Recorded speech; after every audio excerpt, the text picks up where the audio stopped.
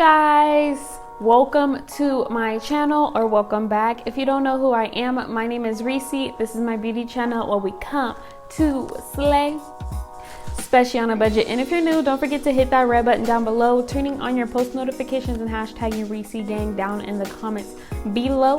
And if you're OG, welcome back, babe. I have another video. It's going to be about my kitchen transformation video. I did something crazy with the kitchen. I completely made it over into something that is more comfortable for me, aesthetically pleasing, makes me feel good when I go out in the kitchen and cook something. You know, you gotta always feel good in your environment, because then you'll have more motivation to do stuff and be more productive. So anyways, if you guys want to know all that I did with the kitchen, the before and after, my overall thoughts on it, then stay tuned. Bye. Just be. Don't take it. Taking, just don't be. And live my life. Don't take it personal. I ain't lying. I ain't hiding. I've been grinding, multiplying. I've been trying to get my weight up, staying prayed up, meditating and taking time away. You always posting up pictures, trying to look like you winning. I'm writing rhymes in the kitchen, soaking in moments we live in. So you guys are here and wondering how in the heck did I transform this kitchen. Mind you, it is renter friendly, so if you are living in an apartment, just know that this won't keep you from getting your deposit back, okay? So first things first, when you first go into the kitchen, all the countertops are black. The countertops before was actually a beigeish white color. So what I did was buy some contact paper on Amazon, some black shiny contact paper, about 5 rolls. I messed up a little bit, so I did buy 5 more rolls.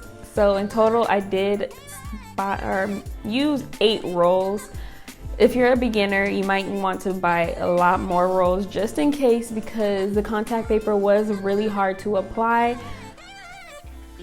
When I was applying the contact paper, it took me 3 days to do.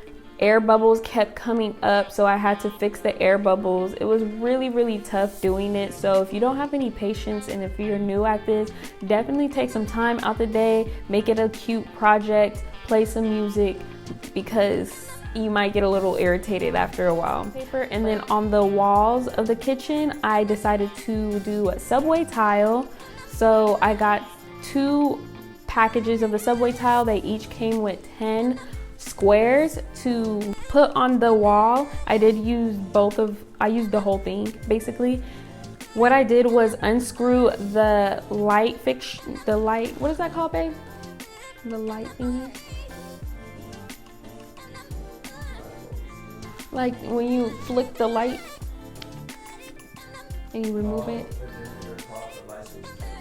Light switch plates. So I did remove the light switch plates first, and then I put the subway tile stickers on the wall, and then I put the plates back on. It looks like, you know, super good. My overall con about that one is sometimes throughout the day you have to stick it back on, because sometimes it falls a little bit. So maybe that's something you might need to think about when using the tile. But with me, I think it's not that big of a deal. It's not like the whole thing's falling off. It would just be like the top of the cabinet tile thing will like slowly go down. You just gotta put it back up. But anyways, so that's what I bought. Everything's gonna be linked down below. So those are the major changes I did with the kitchen. I did remove the cabinets in the kitchen as well. Just 2 of the cabinets. I'm keeping all the other cabinets. I just wanted an open concept for my cups, because you know I'm a bartender at heart, you know, so I wanted some fancy cups, little cookbooks, like just super cute aesthetic things to make the kitchen pop. I wanted like a nice modern bohemian type of style to it. If you haven't checked out my inspiration board for my whole loft, definitely check that out below. My whole series on this loft is gonna be, you know, added. But anyway, so I removed the cabinets and it looks so much better and more open. I do want to add some more stuff to it, but right now I'm really proud of what I did. I added some sticky light bulbs. They're battery operated, so I won't be using too much electricity.